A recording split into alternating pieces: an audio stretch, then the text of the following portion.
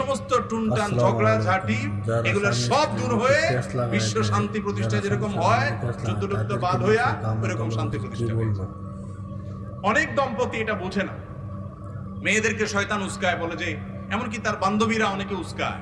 অনেক পুরুষ আছে মানুষরূপী শয়তান, দেখতে মানুষের মতো, এটা আসলে ইবলিসের কাজ করে।